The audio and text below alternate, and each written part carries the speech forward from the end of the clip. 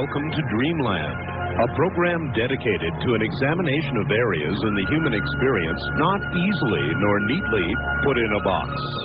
Things seen at the edge of vision, awakening a part of the mind as yet not mapped, and yet things every bit as real as the air we breathe but don't see. This is Dreamland. It is. Good evening. Another Sunday night, another Dreamland underway. It'll be a very synchronistic program tonight. We have Linda Moulton Howe from Australia, Queensland, somewhere or another. And on the other side of the world, 4 time zones from me, we have Stanton Friedman up in the wilds of the north. He'll tell you where. He is a nuclear physicist and actually synchronistic in the sense that both will be discussing in many ways the same subject, and that is the opening up of all this information that everybody wants so open. So all of that to get underway in a moment. Good evening, everybody. Hey, if you've been hesitating on levitating yourself, now is the time. Call 1-800-275-2877. In a moment from Australia, Linda Moulton Howe. Give me a minute. Tell them Art Bell told you to call. That's 1-800-406-0469. All right, here we go. Let us give this a try. All the way, I think, to Queensland, Australia, and Linda Moulton Howe. Linda, are you there? You've connected, Art. And today at noon, June 2nd, I am in Montville, Queensland, a beautiful village 1,000 feet above the nearby Pacific Ocean, which rims the east coast of Australia. These rolling hills, which rise above the ocean, are covered with pineapple and sugarcane fields, lemon, papaya, eucalyptus, and palm trees, and exotic flowers and birds everywhere. To my American eye, it's identical to Hawaii above the Pacific Ocean. In the past 3 days, there have been sightings of orange glowing lights near here and other sightings in Brisbane further south. It made the newspapers. I talked with 2 Montville eyewitnesses, a husband and wife, who watched 9 orange lights moving over the ocean in a formation of 4 lined up in front, followed by 3 in a line, and then 2 in a line. The 9 orange lights moved in formation so slowly that the couple said they watched for at least 20 minutes before the lights moved out of sight. Then in Brisbane on Saturday, May 31st, radio stations there received calls from residences about, quote, a cluster of bright lights which appeared unnatural in the sky above the southern suburbs of Brisbane, unquote. I am now visiting a man who has created a forum for reports such as these and other unexplained phenomena. I am talking to you from the offices of Nexus magazine, which emerged in the 1980s as an effort, and I'm reading from the Nexus Statement of Purpose, quote, to recognize that humanity is undergoing a massive transformation. With this in mind, Nexus seeks to provide hard-to-get information so as to assist people through these changes, unquote, which is very much like your efforts to explain and to report about the quickening, Art. The magazine is now distributed internationally, including to the United States, and its editor, Duncan Rhodes, is with me now to discuss his perspective about government knowledge and cover-up of the UFO phenomenon by the United States, the UK, and Australia, who are very closely linked on this continent. And I'm going to start by asking Duncan what is the best evidence that the United States government, working with the UK and Australian governments, are monitoring aerial vehicles not made by humans from satellites controlled and monitored from Pine Gap at the center of Australia. Here is Duncan Rhodes. Wow. Good evening, everybody. Wow, what a question. I guess in my mind the best evidence is probably the existence of Pine Gap itself and similar such bases. I know, looking at the internet, and obviously listeners to your show are very familiar with the name Pine Gap. It's probably recognised as Australia's equivalent to Area 51. However, there's a couple of little details about Pine Gap which not many people realise. Pine Gap is actually a joint UK-USA facility. And it is deemed so top secret that even the Prime Minister of Australia cannot walk into that base and demand to have a look around, as was tried several years ago with a former Prime Minister, Gough Whitlam. Some of the, most of my details and what I would call evidence is anecdotal and has come from conversations with people who I consider credible witnesses. But there is one example which stands out in my mind of an incident which occurred during the 1950s over the city of Darwin. Darwin is the capital city of what we call the Northern Territory, which is the state of Australia right at the northernmost part of the continent. During the 1950s, a very large UFO, circular in shape, was seen to be hovering over the city for quite a few hours during the daylight and the dusk. And this was reported to me by a friend of mine who was working in Darwin at the time in a form of radio station. Now, the incident obviously attracted the attention of most of the residents of the city, which numbered in their hundreds of thousands at the time. It was photographed for the local newspapers. It was discussed on radio extensively. And then a day later, what was, I guess to my mind, the most fascinating aspect of the story, the locals report three classic men in black with American accents turned up in Darwin and basically made it a point to visit the local mayor and the mainstream media stations and outlets in Darwin and assure them that there was nothing out of the ordinary, that it was all under control. But what makes it, I guess, to stand out in my mind is that Darwin is a very, very hot city. It is extremely hot in Darwin. Everyone wears thongs and shorts, stubbies as they call them, and T-shirts and drinks lots of beer. So to have three guys from America wearing totally black suits, three-piece suits, black shirts, black suits, black hats, black sunglasses, it made them stand out absolutely to everyone's mind. And I guess everyone in Darwin will never forget that aspect of the whole UFO case as much as the UFO itself. And which raises the question, what are the men in black from the 50s? Were they U.S. intelligence agents assigned to go to wherever there was something related to the UFO phenomena and basically keep it away from the public and the media? And today, in the 1990s, what would you say right now from the standpoint of your Nexus association in Australia with what are things that have been happening, ranging everything from mutilations to circles in grass to sightings that says to you that this country still is involved with phenomena that we hear about in other parts of the world, but there seems to be as much an arm's length distance from these reports here to the media and the public as we see in the United States? Okay, it's a multifaceted question which I'll take from the top. Number one, we experience regular flaps of UFO sightings as you are in America, and the Sunshine Coast where you're staying now is as you've seen, is a pretty hot spot for UFO activity. We do not have crop formations that are appearing in America and Europe, the same as in the Northern Hemisphere. We have had some very circular formations appearing in wheat fields, but upon investigation, it's obvious that according to eyewitnesses and soil analysis, something heavy has physically landed there and squashed and bruised the crops and left an indentation in the soil. So we do not have the formations. On the animal mutilation front, your visit here, as you are aware, has sparked a lot of renewed interest.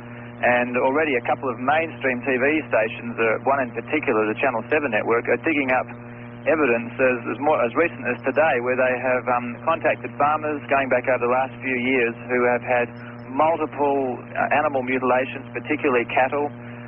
We've dug up out of our files newspaper clippings relating to this. So it's only now that we're starting to put two and two together and recognise the classic identification marks of what you call the standard animal mutilations have occurred extensively across Australia, and not only on cattle and horses, but also with some of our natural wildlife like wallabies and possums, etc. On the government secrecy side, as I said before, primary intelligence sharing in Australia, I have observed and gleaned from conversations with people, the UK-USA sort of nexus, or the bond between the two, is where the intelligence data from Australia is primarily forwarded. I've spoken to several abductees and contactees who were, in my opinion, briefed by aspects of British intelligence, certainly very well-dressed, English-sounding upper-class accents. I've spoken to policemen who have retrieved debris or strange things from the ocean. They were debriefed by American accented people. I've spoken to people involved in various special forces units in the Vietnam War who have survived and come back to Australia to talk of their participation in UFO retrievals. Again, they were debriefed and in many cases intimidated and threatened into silence by people from the American embassy over here. So it's a continual sort of alliance of the British and the American over here where most of the information flows into their hands. I am aware of one incident of some crashed debris reported to me by an ex-policeman. That debris was physically taken to Australia's only nuclear energy facility at Lucas Heights, just south of Sydney. So it implies again that the level of secrecy and information surrounding atomic energy is also involved in what I would say the UFO cover-up. And how does the Australian government explain to the Australian population what the nature of Pine Gap is? It's simple, it doesn't. They have released press releases in the last 10 or 15 years. Basically, the existence of Pine Gap is explained to us as a Southern Hemisphere detection centre for monitoring the launch of nuclear warheads and missiles in the Northern Hemisphere. It's explained to us that it's America's base down under to keep an eye on what the Russians were doing during the Cold War. Since the drop of the Iron Curtain and the relaxing of the Cold War, Pine Gap is obviously still functioning. Most of it exists underground, as you're aware. It's still being explained to us as tracking submarines. It was used during the Gulf War to help detect Scud missile launches of the Iraqis. And it's part of what I consider a network of bases, some of which are secret and unknown in their location, and other bases which are well known, like Northwest Cape and Exmouth, which have incredible signal arrays, antenna arrays, and are well known to the public. So it's explained to us as a communications facility. Has anybody told you off the record, as I've heard, that one of the actual main monitoring uses of Pine Gap is to keep track of what we would call area vehicles not made from here, a network that's monitoring essentially UFO activity? Well, I've spoken to two people who claim to have been inside Pine Gap at various levels and at various levels of security clearance. My understanding of the situation is that Pine Gap is multifunctional. It certainly, to my mind, can detect using over-the-horizon radar, etc., Northern Hemisphere and Southern Hemisphere aerial vehicles, both known and unknown. I believe it also can detect and monitor, and does monitor, civilian phone traffic. It monitors economic intelligence traffic through the fax lines. I believe it can monitor the internet.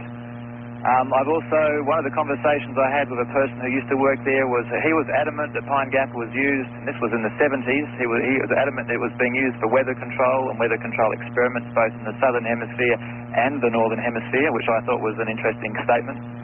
And also for the testing of unusual and strange weapons and vehicles, which is possibly coming out at the moment with your interview of Harry Mason that you've discussed. Yeah, the increased fireball activity across this continent has been a puzzling aspect, and I'm going to be doing a story on that when I'm back in the United States for a later Dreamland that I can edit. And I suppose right now is the issue, if Pine Gap is essentially owned, operated, and controlled by the National Security Agency in the United States with allied help from UK and Australia, and has been here for quite a long time and cleared out all electromagnetic interference and everything at the very heart of Australia, bought up farms to remove electrical and power lines so that they would have an electromagnetic free area.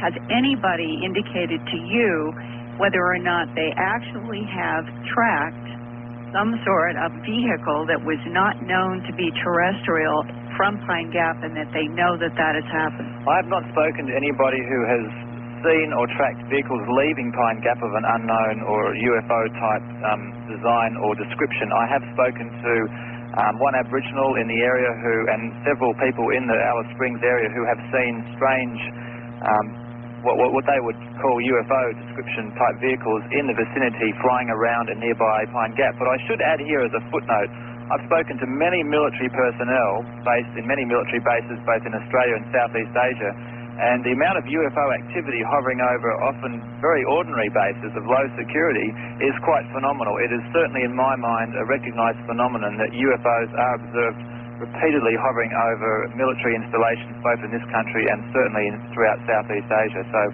whether or not that is the explanation or whether or not they are testing and making man-made UFOs is anyone's guess. And Art, do you and or Stan have any questions for Duncan? All right. Well, absolutely fascinating. It sounds like the U.S. version of Area 51 or S4. Let's see if I can bring Stanton online. Stanton, are you here? Yes, I'm here, and I've been listening with great interest. One question that came to mind is I haven't heard the word CIA mentioned so far, or NRO, and I wonder if they are known to have a role out there. The NRO, the National Reconnaissance Office, do you have a facility like that in Canada or America, an organization of that initial?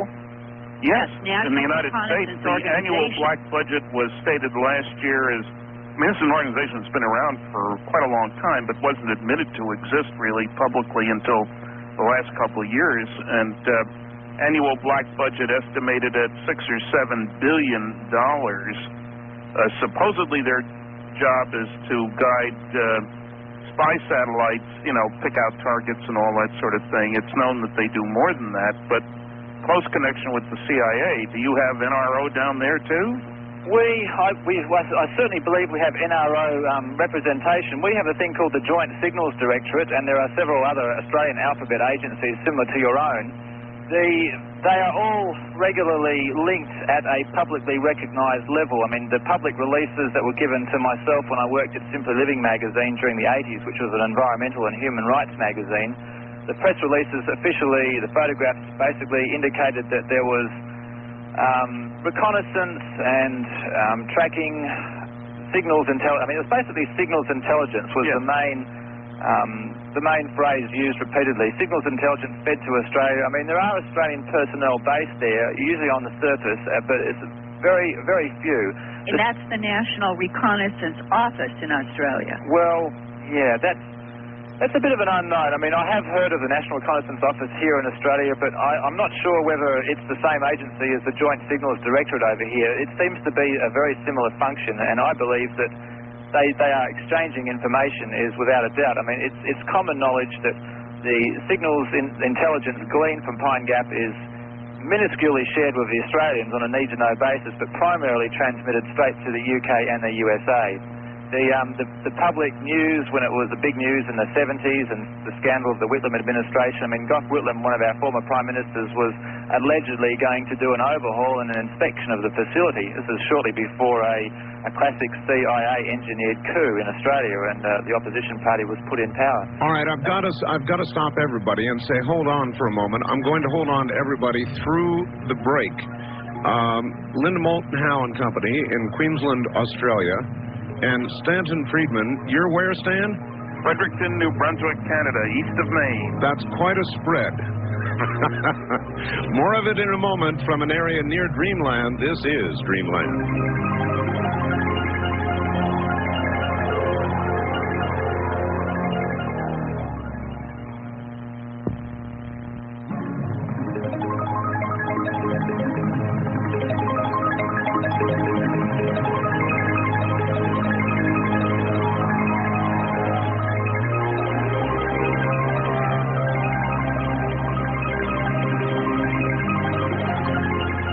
Kingdom of Nine. You're hearing Dreamland with Art Bell.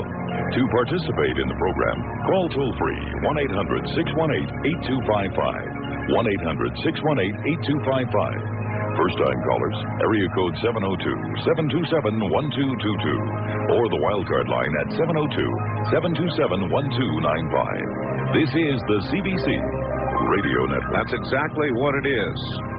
From Nexus Magazine, our guest, with Linda Moulton Howe in Queensland, Australia, as well as with Stanton Friedman in New Brunswick, in Canada. That's amazing, even to me. And we'll get back to them both in a moment. That's 1-800-557-4627. You've got nothing to lose but the fact. Well, all right, this is such a very, very, very unusual opportunity for the parties involved and for the audience across America that I thought it entirely worthy of bringing them back for a short time together from Queensland in Australia, Linda Moulton Howe, and her guest from Nexus Magazine, and from New Brunswick, Canada. Once again, you are all together. Stanton Friedman, are you there? Yes, I'm here. And how about in Australia?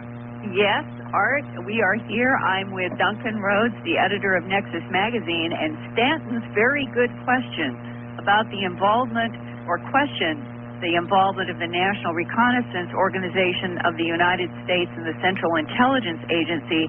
Does it have presence here from the standpoint of discussion in Australia? During the break, Duncan Rhodes went to a file that he has on intelligence pacts between the UK, Australia, and the United States that I think would be very valuable to share here and get Stanton's comment. Duncan? Yes, well, the question about the CIA and the NRO led me to sort of dig up the file, as Linda said. I found more significantly the presence of the NSA, which is often referred to, I believe, over there as no such agency. But it is rather significant, and it's very interesting timing. As I said before, Pine Gap and several other bases around the planet, including Australia and one in the UK, specifically a base at Menwith Hill in the UK, are linked under what's called the UK-USA Agreement.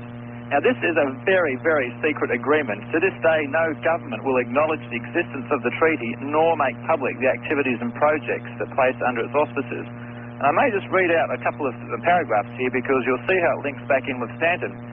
In July this year, the UK-USA agreement will be 50 years old, indicating that it was set up very similar to the timing of the first atomic bomb test and also the alleged Roswell crash in New Mexico vicinity. It was born in secrecy, and I'm reading here out of our article, which we published in August '95. Born in secrecy, it will continue to operate in secrecy, linking the United States, the United Kingdom, Australia, New Zealand, Canada, Japan, Korea, and the NATO nations in a peak security agreement. The United Kingdom, United States of America agreement is one of the most important treaties ever entered into by the English-speaking world, and one of the least well-known. Professor Desmond Ball of Australia's National University has described the UK-USA Pact as, quote, the ties that bind, unquote, a treaty which obligates Australia to cooperate with the other UK-USA partners. To this date, it has never been officially acknowledged by any country. The nature of the UK-USA agreement has provided its organs with a unique autonomy and ability to pry into any avenue that proves interesting. Top-secret military bases such as Pine Gap, Narunga, which is also in Australia, and Menwith Hill in the UK operate under the UK-USA Pact. So too does the clandestine National Security Agency. The initial idea of the agreement was to carve up the globe into spheres of cryptological influence. Each country was assigned specific targets according to its potential for maximum intercept coverage.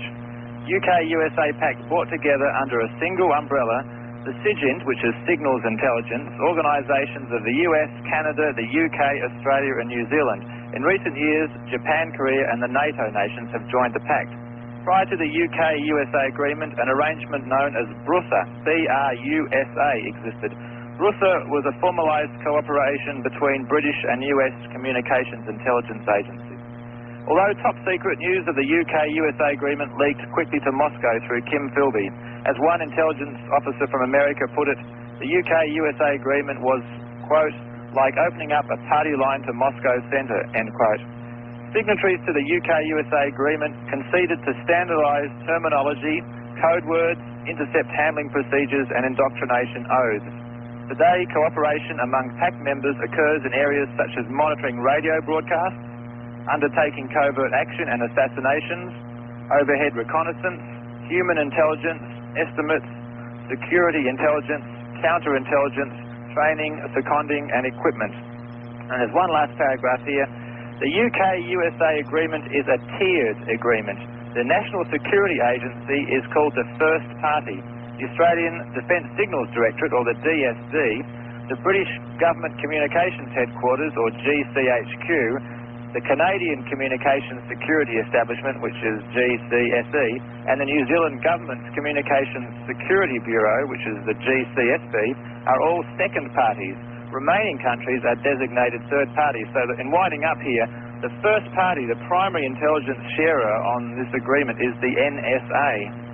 National Security Agency of the United States. Which certainly has a role in the UFO scene. Yes. Yeah, Stanton, what is your own comment on this pact that has existed since 47 to 97, celebrating its 50th anniversary, clearly showing that Menwith and Pine Gap are probably bookends of a global monitoring system with its heart in the United States? Well, I have no quarrel at all with the notion, although I should point out for those who are concerned about such things that the NSA didn't actually come into existence until 52. But so it hasn't had 50 years, but the agreement with its NSA predecessors has. I should point out, too, since most of our listeners are in the States, that the NSA is the big guy on the block. Everybody's heard of the CIA, but NSA, never says anything, no such agency.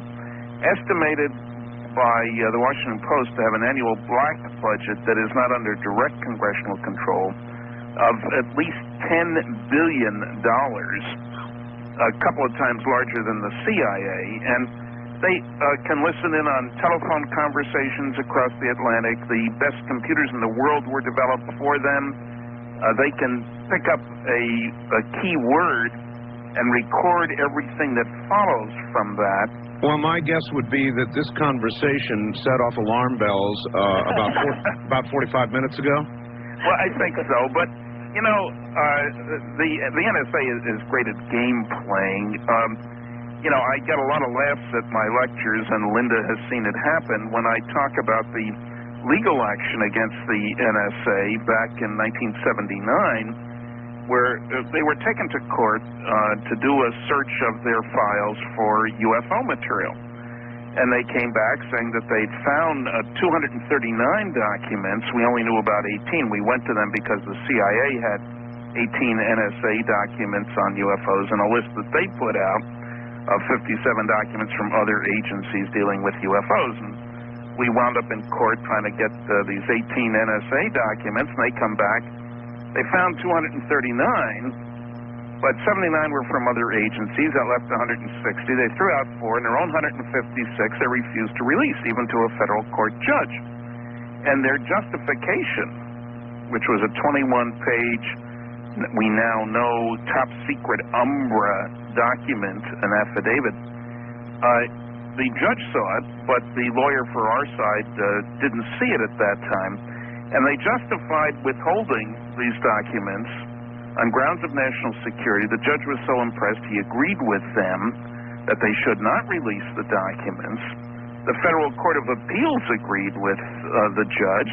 Supreme Court wouldn't hear the case. When we finally got the affidavit, it was 75% blacked out, and you can't scrape off the black either. Well, this year, there's been a change in the whole attitude about how you handle old classified material that is more than 25 years old. A new executive order was passed or signed by President Clinton in April of 95, 12958. These things are always known by numbers for some strange reason.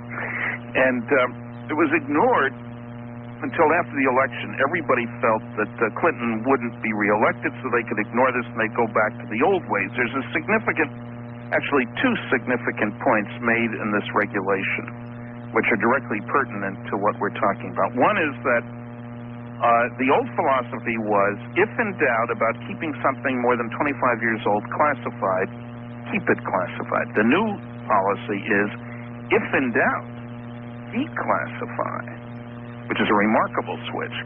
The other thing is that automatically, in April the year 2000, documents not previously withheld by agencies, which suddenly have to review like crazy, will automatically be declassified. So all the agencies suddenly are working like crazy to get their stuff reviewed so they can keep the hot stuff away. And the NSA, early this year, took a new look at this document, this 21-page top-secret Umbra, which we now know to be on it, document, and decided to only censor about 25%. And in addition, they took the remarkable step, at first it seemed like it anyway, of releasing those 156 NSA UFO documents, intercept, signal intelligence, communications intelligence. Now, they did it in a sort of tricky fashion. There's about 2 lines per page for each of those events. Now, instead of using black lines all over the place, which they did in the original affidavit, in which guarantees a laugh at my lectures and on television, they white out the stuff that they're not releasing. So you can get it now from the NSA, Freedom of Information Act. They ask for their standard UFO packet and get a big fat pile of stuff. And they're being cute about it. I mean, whiteout is hardly impressive the way blackout doesn't show up on TV. That's exactly right. May I interject and ask a question? Here we have the Freedom of Information Act, which Stanton is talking about. And I wonder if there is the equivalent of that in Australia. Are you able to pry information in any way similar to the Freedom of Information Act down there? Very similar to America. You need to be very specific about what document number and where it is located before you can retrieve it. The main hurdle to jump here in Australia is the expense. When they first brought in the Freedom of Information Act, there was a sort of a great sort of pat on the back routine going around about, you know, freedom of information now in Australia and it's dirt cheap access. But steadily since that date, about a decade ago, they've increased the prices and the fees. The bureaucracy has steadily made it more and more expensive and harder, and there are certainly areas under the guise of national security where documents will not be released. All right, well, here is what Stanton said earlier, and here's my idea. If there is the connection that you all have described or alluded to between America and Australia from a security point of view, they occasionally, as Stanton said, make mistakes and release something they don't mean to. So I wonder if we could get some coordination and have requests made on this end and that end, and then combine the results and maybe end up with something meaningful. Sounds like a great idea. It's a wonderful idea, but I've got to say, in some ways, it has been tried. I mean, there have been several questions asked in our federal parliament about to the Prime Minister and to the Defence Minister, would they even confirm or deny the existence of the UK agreement? The UK-USA agreement. And in both times, one time in 1977 and again Senator Joe Valentine in 1986, they would refuse. They basically refused to provide any information which might confirm or deny speculation on the intelligence and security matters raised by those questions.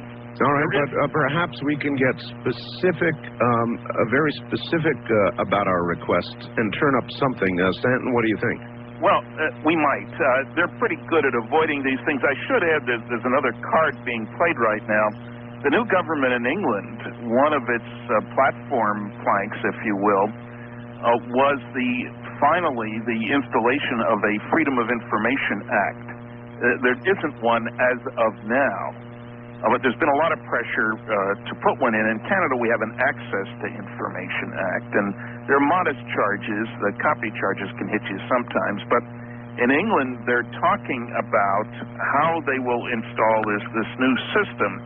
And, you know, in England, they've got the Official Secrets Act, and a researcher named Nicholas Redfern went after UFO stuff, and some of it will indeed be released in the year 2075. 2075? Yeah, I don't think I'm going to be around then. Stanton, what do you personally think it's going to take to break this open at the level we all need, which is governments being honest?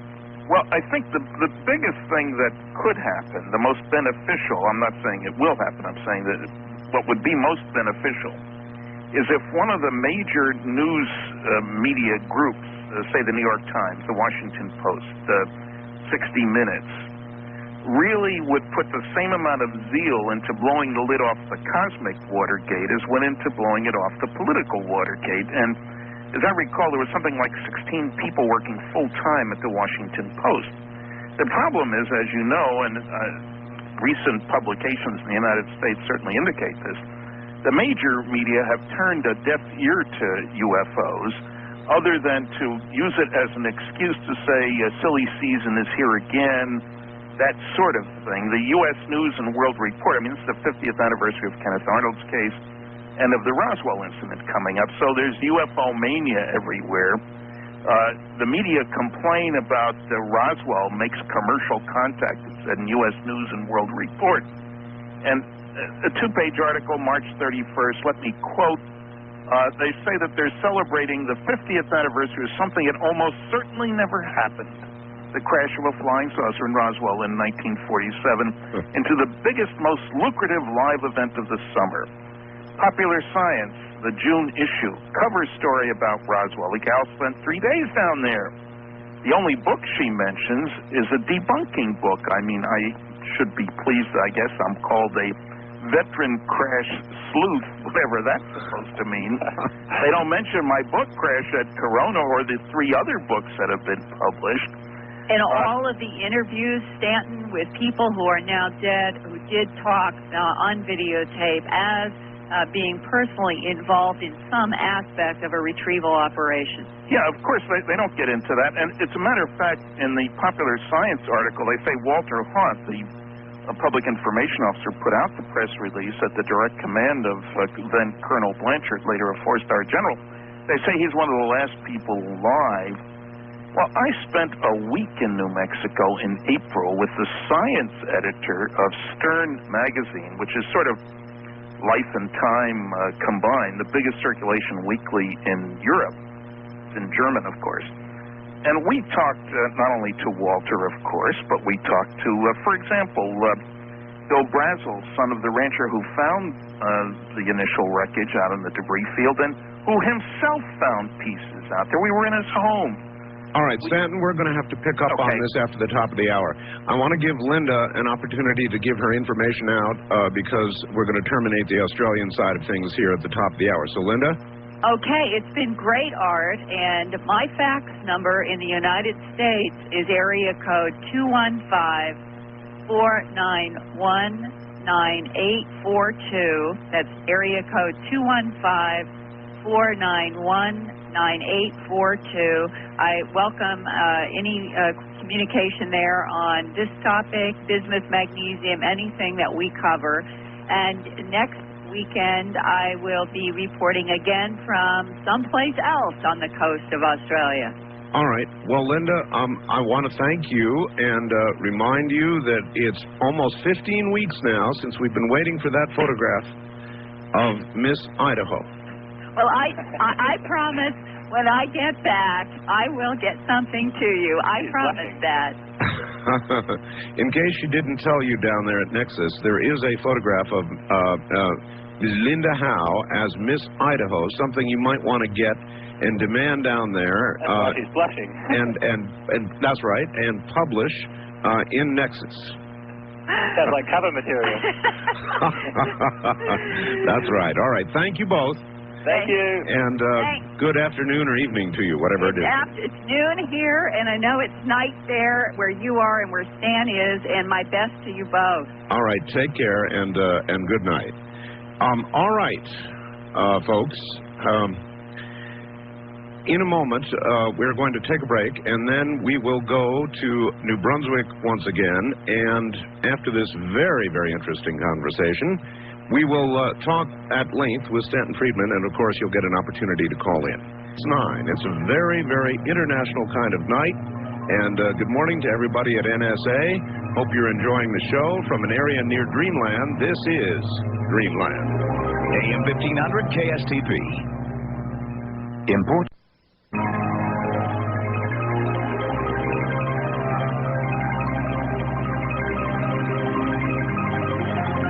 From the Kingdom of Nye, we continue with your calls on Dreamland with Art Bell.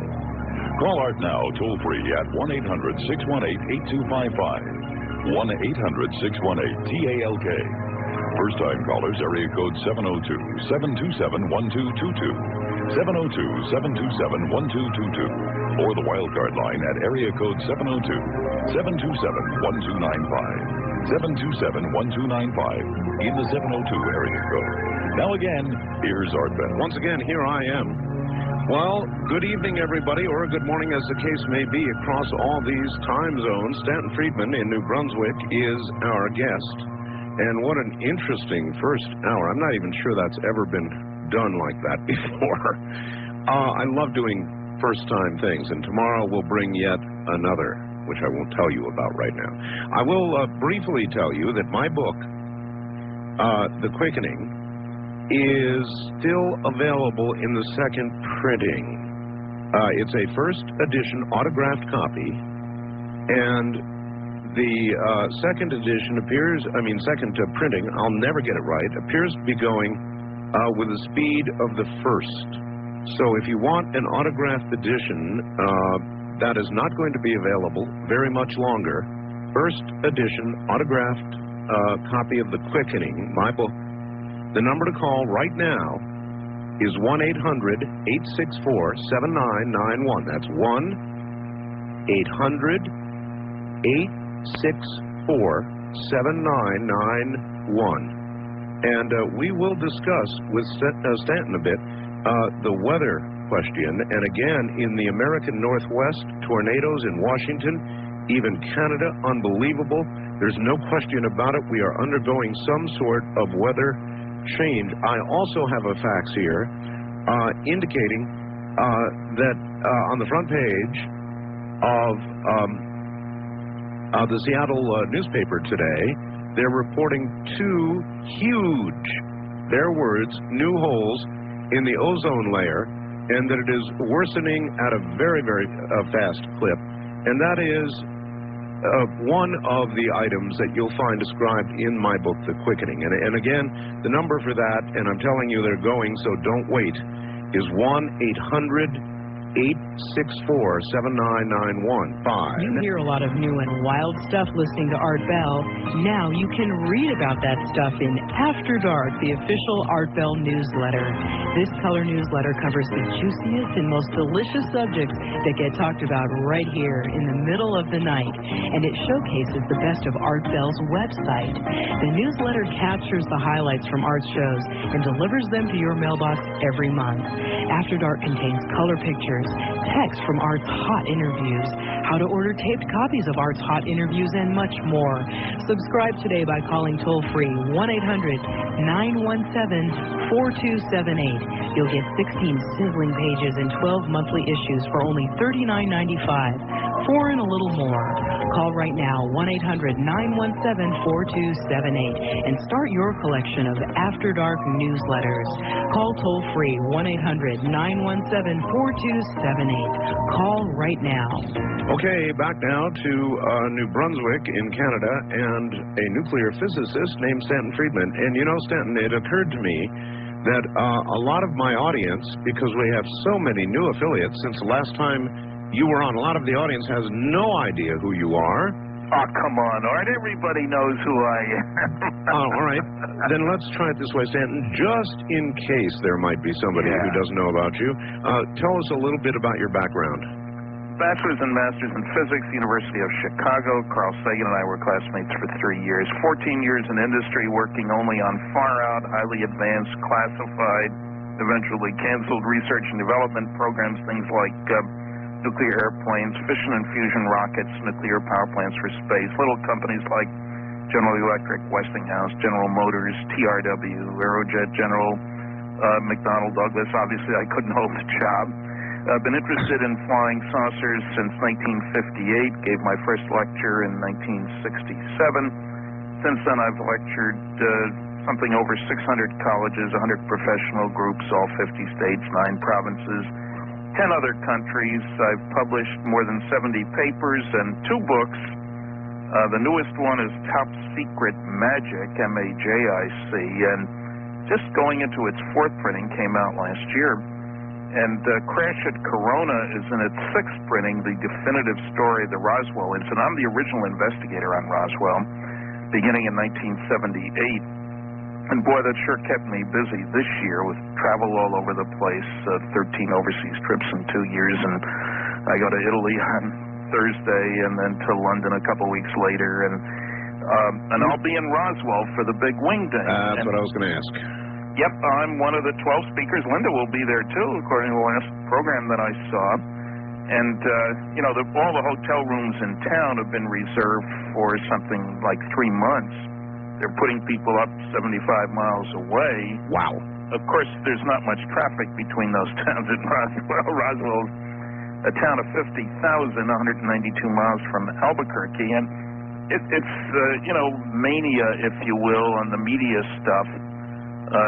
Cover story, Popular Science in June. The Popular Mechanics for next month, not the current issue, which has an Area 51 cover, but after the 10th, there will be an article in Popular Mechanics that comes up with a totally different explanation for Roswell. Time magazine has been talking to Roswell researchers. Lord knows what they're going to do. All right, look, here's a good question which should bring an easy answer. Since you were the original investigator on Roswell, and since certain publications are now coming out with stories, and I can paraphrase, the 50th anniversary of a myth, Yeah. How do you answer that? Well, I say these are people who haven't done their homework, who have, you know, they're accusing Roswell of making commercial contact. It's interesting that they highlight the stories trying to sell newspapers and magazines and whatever. There's no question that at least one, and Kevin Randall and I have differences in degree about some of the details, but we spoke together today, and we agree that indeed at least one crashed flying saucer of alien origin was recovered by the U.S. government in New Mexico in early July 1947, that there was strong intimidation of witnesses, that bodies were recovered, that the Project Mogul explanation or any other we've listened to stands up under careful scrutiny. Is there any single best piece of evidence, Stanton, or is it a compilation of evidence that... It's the compilation. People are always looking for the single best piece. Well, I like testimony, for example, of then Colonel Thomas Jefferson Dubose, who was Chief of Staff of the 8th Air Force based in Fort Worth, Texas. I spoke to him in his home before he died, of course. I'm not one of those people who can do remote viewing. And his testimony about being told in no uncertain terms by his boss's boss, the head of the Strategic Air Command, a guy named Clements McMullen, to cover up the story. This is in early July 1947, one-on-one conversation, 3 instructions: cover it up, I don't care how you do it, send one of your Colonel Couriers up here today with some of that wreckage, and I don't want you ever to talk about it again, not even with your buddy Roger Ramey, who was Dubose's boss and head of the 8th Air Force. Now, when you hear that from a man who's a West Point grad, who had 18,000 hours as a pilot, who established the Air Force's search and rescue teams, you've got to be impressed, and especially when you hear it firsthand in his home. That kind of testimony, you know, you'd love it on your side in a court of law. Major Jesse Marcel has come under nasty, vicious attacks by people who never met him, who have misrepresented his military record. He was the intelligence officer for the only atomic bombing group in the whole darn world. I was in his home. I was the first to talk to him. He's dead now. I've been in the home of his son, just a medical doctor, a pilot, a flight surgeon. I'd sure like both of those on my side in a court of law. So, you know, it's a much more impressive story than you would gather from, say, reading Popular Science, or certainly U.S. News and World Report. And I'm sure the attacks will continue. What we're really hoping will happen, and I'll be in Roswell from July 2nd through the 6th, is that new witnesses will come forward. I'm sure they're going to have a major tourist event down there, and I was just down in Williamsburg, Virginia, and that's a major tourist attraction. Obviously, there really were no Civil War battles or Revolutionary War battles. This is all malarkey to try to attract people to these tourist attractions. I mean, all right. That's nonsense. Of course it's nonsense. Mogul, the whole Mogul explanation was really an attempt, wasn't it, to explain the hemorrhaging that was going on, because it was so obvious that they had told a lie, that it was time to retell the lie, in fact, saying, here's why we lied, because it really was a secret project at that time. So here's the new line. Yeah, and, you know, what's strange here is that the Air Force has gotten away with lying about flying saucers without the media digging into it since at least 47, and then strongly in 55, in 69 when they closed Project Blue Book, and are coming back to the same lies. In Top Secret Magic, I have a letter from an Air Force colonel to a United States senator. A one-page letter, and I've seen similar letters to 25 other Congress people, both senators and congressmen, and it's chock full of lies, and they're getting away with it. It took me 5 pages plus attachments to respond to these lies. And so, you know, it's really distressing that some people will buy into Mogul. Now, for your listeners who may not be fully aware, Mogul was a project that had a secret objective. They wanted to be able to determine when and if the Soviets would explode a nuclear weapon. This is in the late 40s, and they didn't know how long it would take before they would, you know, catch up with us, if you will. And it was hard to venture over the Soviet Union back then. We didn't have U-2s or anything, or satellites. So they had a project to set up a string of balloons, about 600 feet long. They varied, 23 balloons at 20-foot intervals, plus they would have sonobuoys, devices for listening to sound waves. The idea was, if the Russians exploded an atomic bomb, it would send sound waves all the way around the world, just like certain things, sounds travel underwater for thousands of miles. Sure. And you'd need a constant altitude balloon, so that's tricky. You've got ballast, you've got radar reflectors, you got a whole bunch of stuff. Now, obviously, it's pretty hard to hide something that's 600 feet long, and the idea was to have it over the United States, not over the Soviet Union. And there was nothing about this system that in and of itself was classified. The balloons were standard balloons. The sonobuoys, the other junk, would all have little labels on the, you know, where it was from. All the ranchers in the area had recovered balloons because weather balloons are all over the place in New Mexico. Roswell was the home of the only atomic bombing group in the world, Roswell Army Airfield. I was just there, and it's still impressive. They've got a 13,000-foot runway there, about the third longest in the United States, I think. Well, they called Mogul a balloon train, indicating it was more than a single... Yeah, it was like 23 balloons, standard weather balloons. Uh-huh. And at 20-foot intervals. Okay, so then Major Marcel, had there been 1 or 20, would have instantly recognized a weather balloon. 1 or 20. Of course. Yes, and not only that, he never reported seeing string holding these things together. The radar reflectors were flimsy kind of things. They had to be very lightweight, you understand. So it's sort of like kites, balsa wood and very thin aluminum foil, and any 3-year-old can tear. And so he was familiar with balloons. He had courses in radar, the use of radar for monitoring things in the sky. He served in the Pacific. Colonel Blanchard, same way. You know, there was war fought. They were both involved in it, and Roswell itself launched balloons every day. And so there's no question that he would have recognized. One of the things that impressed him, and from our first conversation he said this, was that there was nothing conventional. All right, well, all this is very impressive and undeniable. If your soulmate, Phil Klass, were here, what would he say, confronted with what you just said? Phil would dither. He would say that, well, Major Marcel, he lied all about his background because there's a guy named Robert Todd who's shown that his military record was a bunch of lies. He loves to say things. Well, you can't sue for somebody who's dead, unfortunately. So Major Marcel's son, who himself handled wreckage and recognizes wreckage, he served in military aircraft accident investigative teams. Yes. He cannot sue on behalf of his father because you can't libel a dead man. I talked to the Major's son here on the air. I interviewed him extensively, and he remembers the symbols on the bars, for example.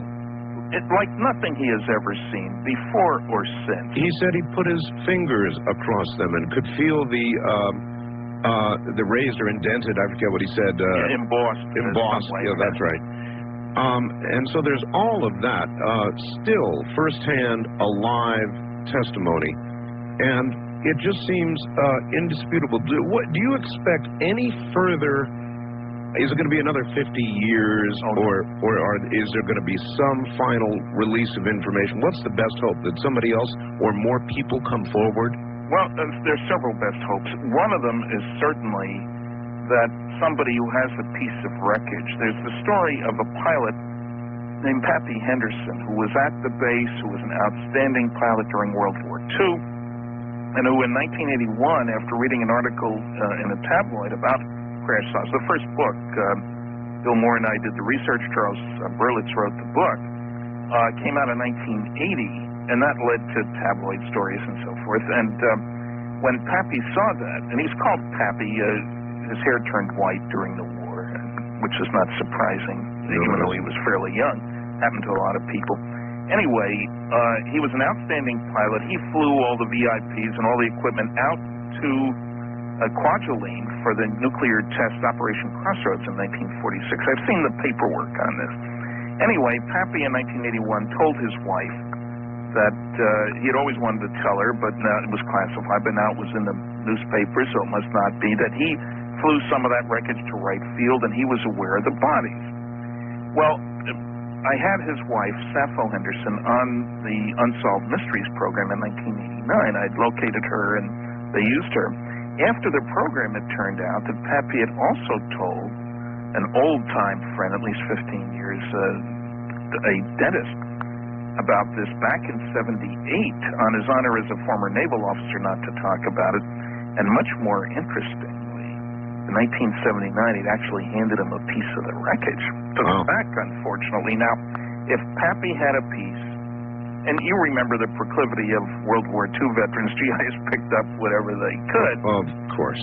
Then there were probably other pieces out there, and I've got a lab all ready to go with analysis. So a major hope is that somebody who's got something in a drawer and is worried about it ever since will get out an address where I can be reached. I'm not out to put somebody on television who doesn't want to be there. I just want the information. Stanton, I will do that. I want to stop you for a second, though, and I want to ask you about, you're well aware now, it's been a couple of years, or a year and a half, of this bismuth magnesium stuff that I have.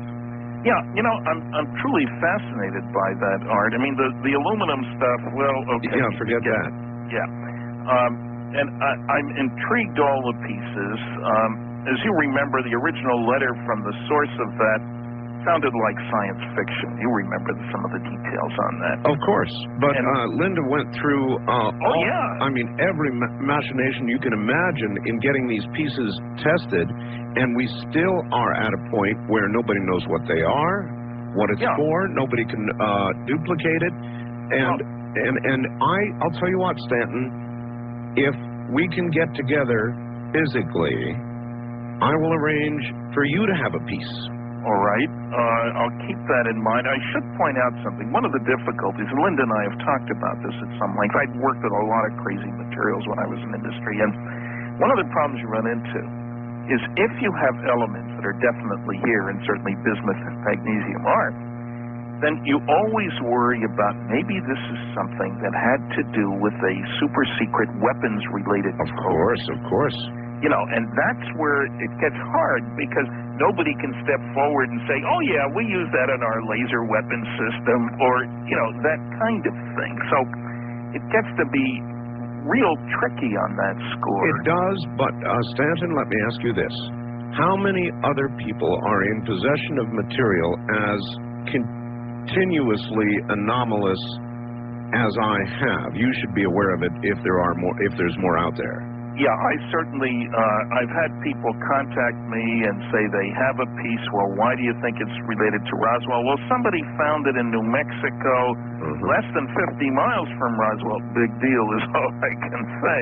It's got to have peculiar properties. And so your stuff, that many layers of those two metals, and one's dense and one's very low density, and, you know, different materials that it's not easy to make something like that. That's not the kind of hoax that a guy can pull in his basement. There's no question about that. Right. So what my question was, are you aware of anybody else out there who has gone through the process we've gone through with materials of this sort or even different? No. No, I am not. And you know what happened with that silver copper stuff at the museum? Oh, I do indeed, yes. And I personally wish one should do analysis first and publicity later.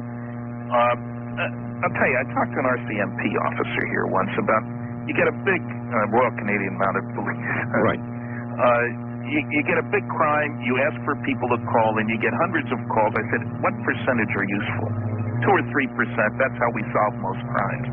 All right. You expect noise, in other words. Exactly. All right, hold on. We're at the bottom of the hour. We'll be right back. Nuclear physicist Stanton Friedman is my guest. He's in New Brunswick. I'm in the high desert, in an area near that called Dreamland. This is a program called Dreamland.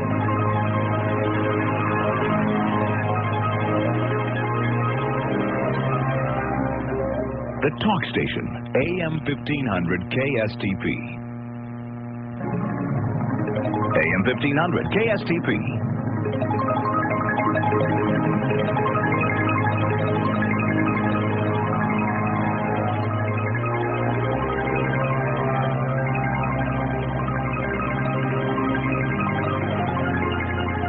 From the Kingdom of Nye, you're hearing Dreamland with Art Bell.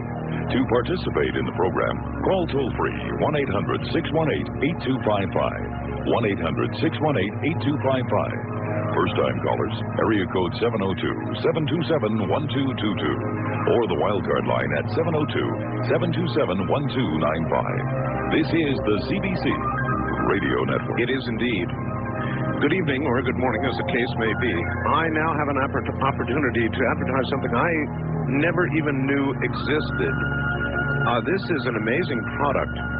Now, anybody familiar with scanning out there, scanners and scanning, will be familiar with truncated radio, trunked radio systems.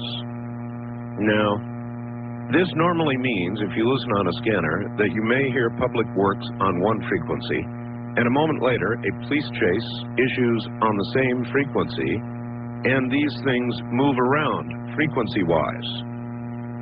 Well, I'll be damned. I never knew, and until this moment, I never knew it existed, but there is now a new scanner, the BC-235 Trunk Tracker Scanner Radio, handheld. And don't ask me how it does this, but it actually follows a truncated conversation. Wow. I would guess, since these are in the clear, that this is legal, but I'm not sure for how long it will remain legal. The Seagrain Company has acquired 10 of these. 1, 2, 3, 4, 5, 6, 7, 8, 9, 10. That's all they've got. This obviously also works as a conventional scanner. It has 300 channels. It has a backlit LCD display. Band search, priority channel, data button, extra battery and charger are included. And I am amazed, absolutely amazed, that this technology has popped up. But here it is. It's the BC-235 Trunk Tracker Scanner, and I bet it's not going to be legal for long. So I would grab one. There's only 10 of them, so 10 of you are going to get lucky. That's what it amounts to. $329.95, and the scanner freaks are going to jump on this hard. So if you want one, early in the morning is what I recommend. At 7:30. The number is 1-800-522-8863. That's 1-800-522-8863. All right, back now to New Brunswick in Canada and nuclear physicist Stanton Friedman. Stanton, are you there? I'm here. It is amazing to me, Stanton, that, well, just let me ask you outright. I just read that commercial, and that blows me away. They figured out a way to follow truncated signals, and as they jump in frequency, and that amazes me. We are jumping ahead so far and so fast in technology. We've got cloning on the horizon, probably being done privately already. And do you think that we are moving too fast for our own good?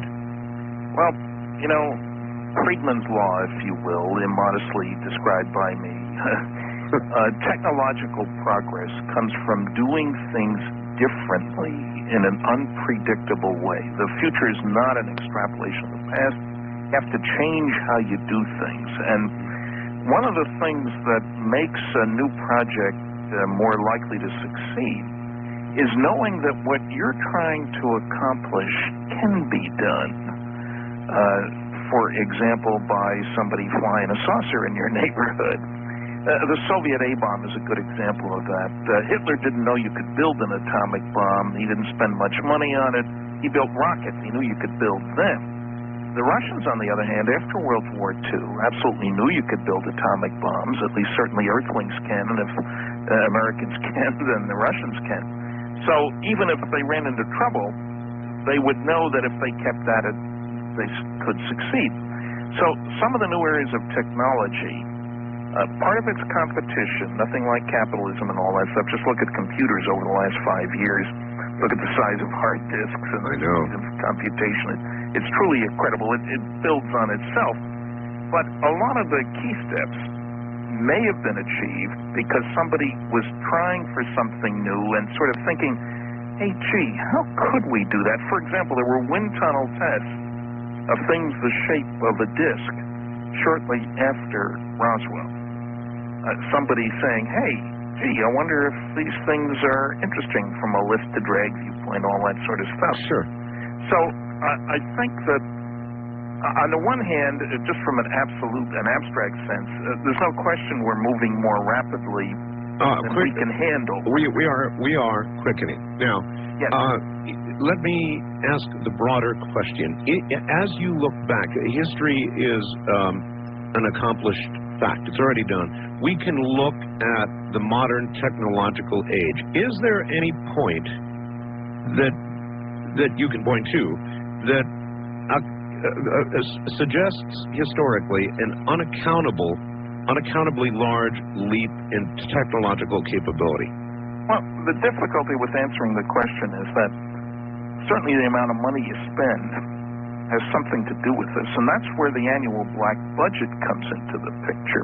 The total National Science Foundation budget, say 3 years ago, was about $3.3 billion. That covers biology, technology, mathematics, astronomy, all over the place. The total budget of the 3 nuclear weapons labs that year was $3.5 billion. That's just 3 nuclear weapons. The annual black budget is estimated at about $30 billion.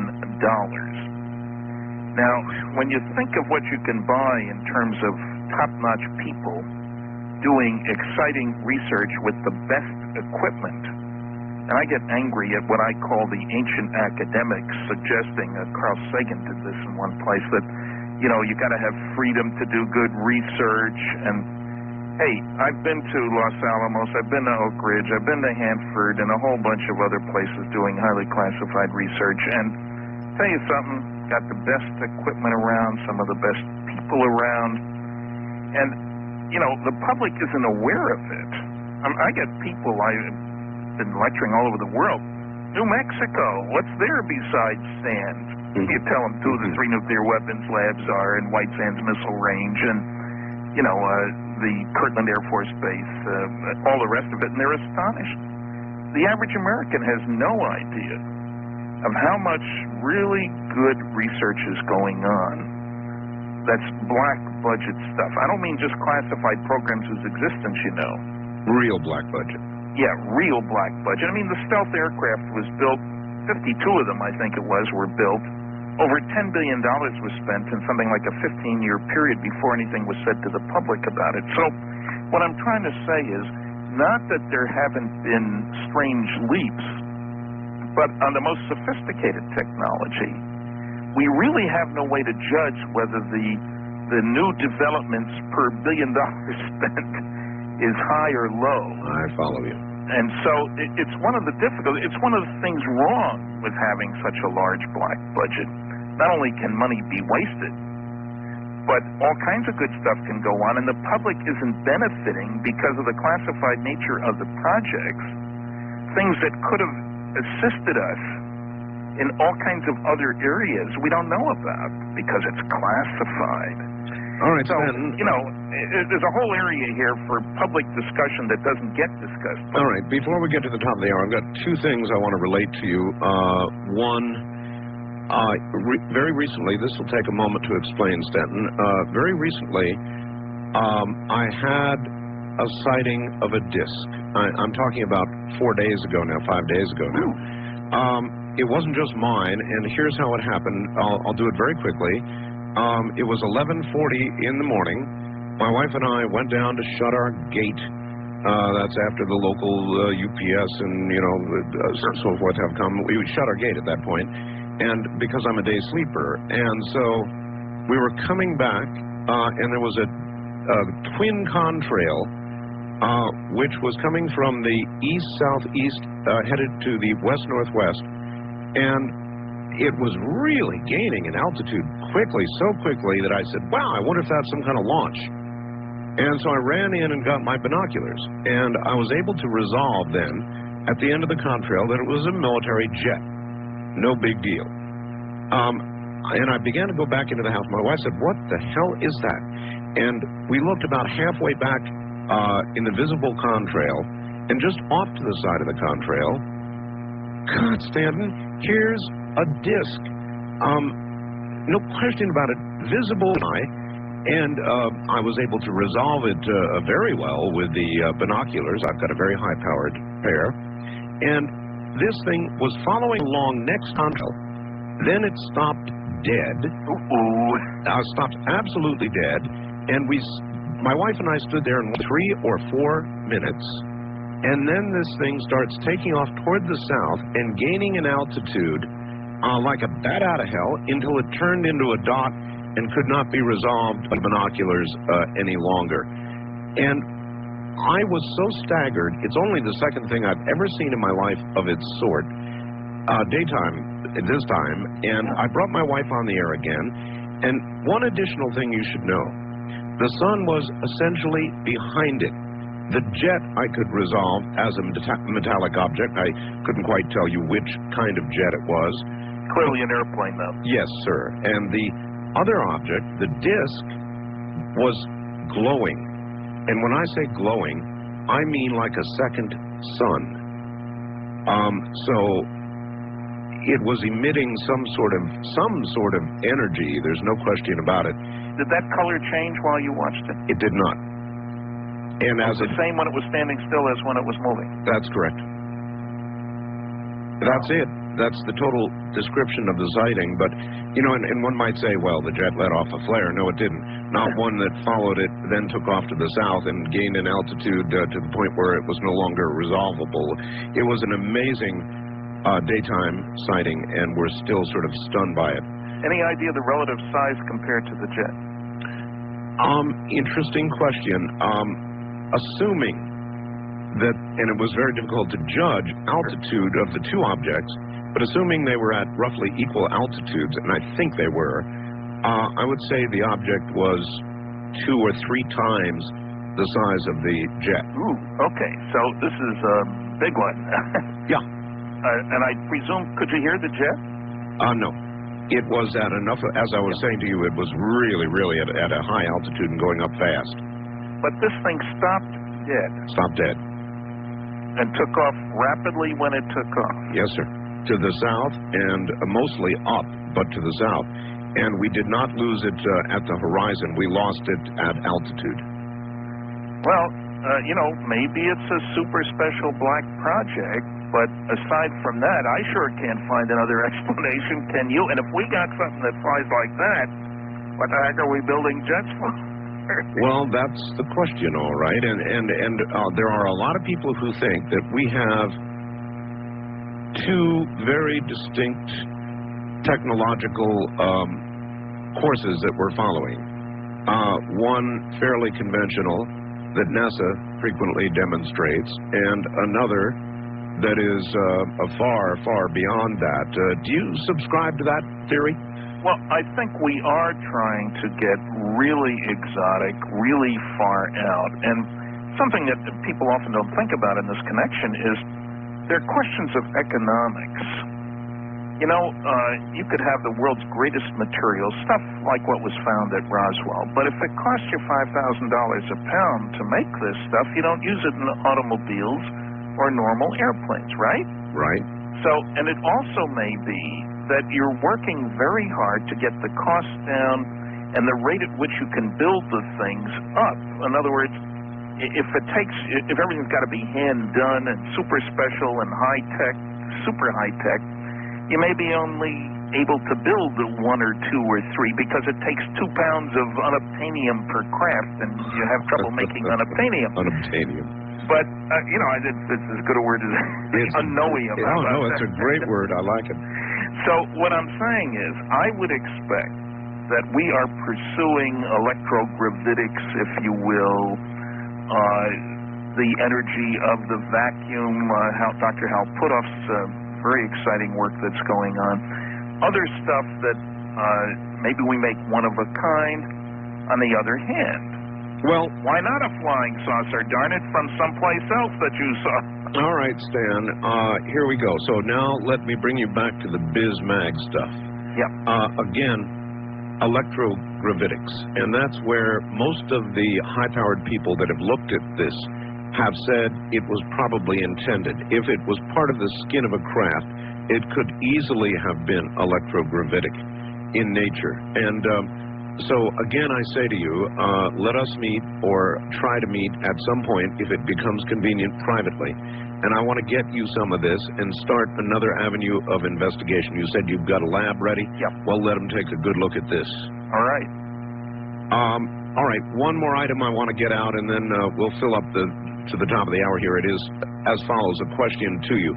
Art, please ask Stanton, and if you can't answer this, don't, Stanton, but if you've heard anything about the United States working on an antimatter bomb.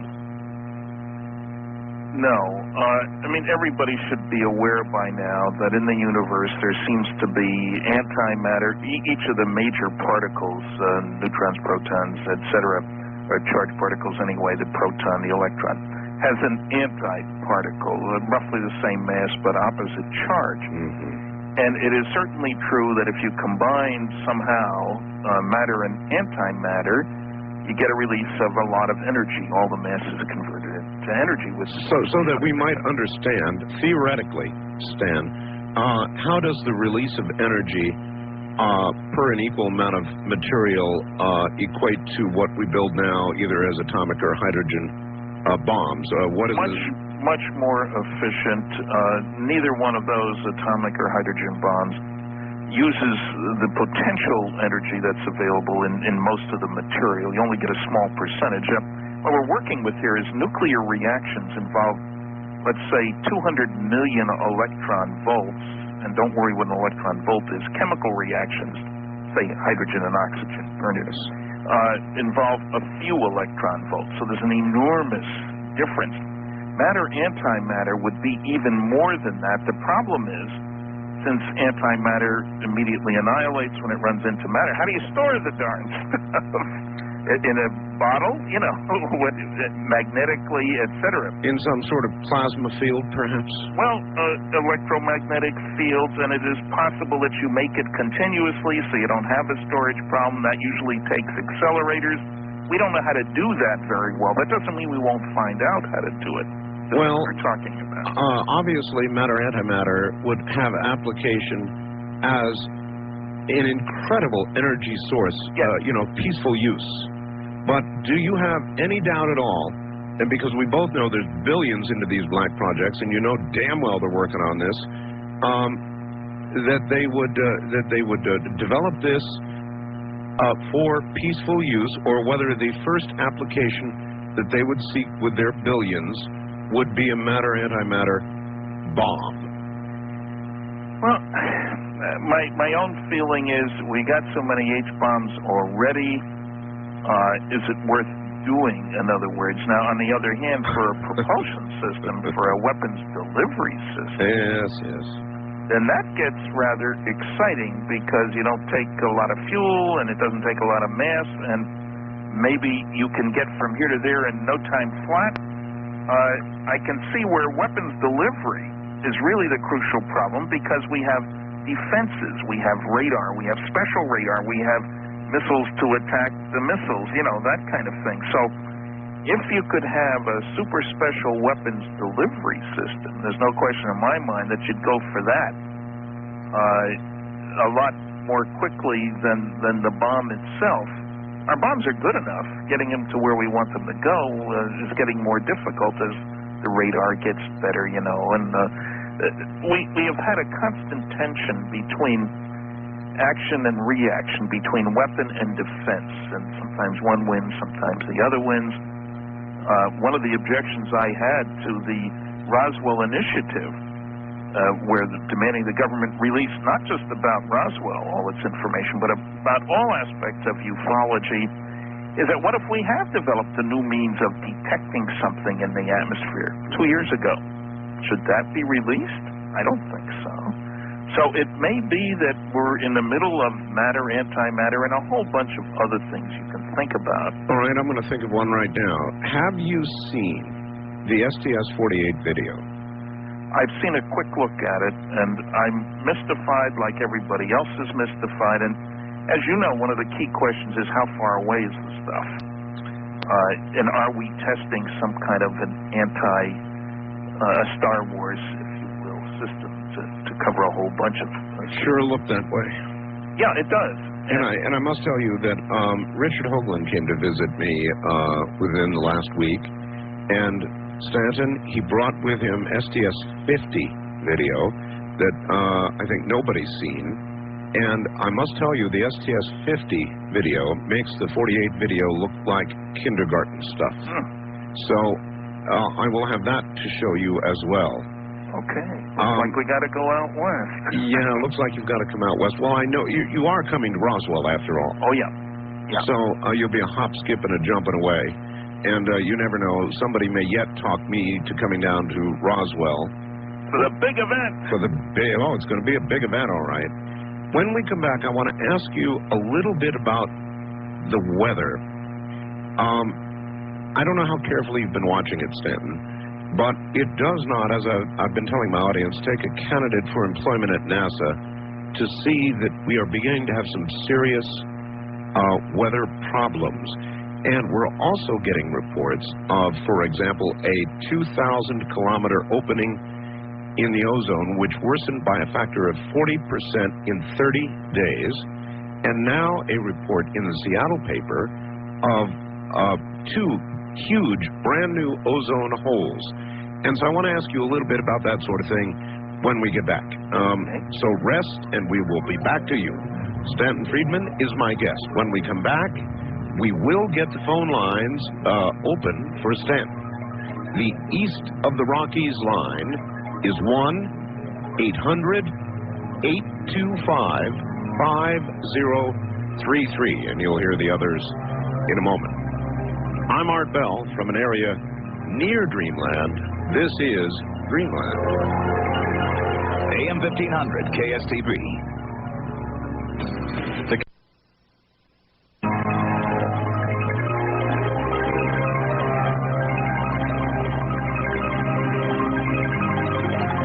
From the Kingdom of Nye, we continue with your calls on Dreamland with Art Bell.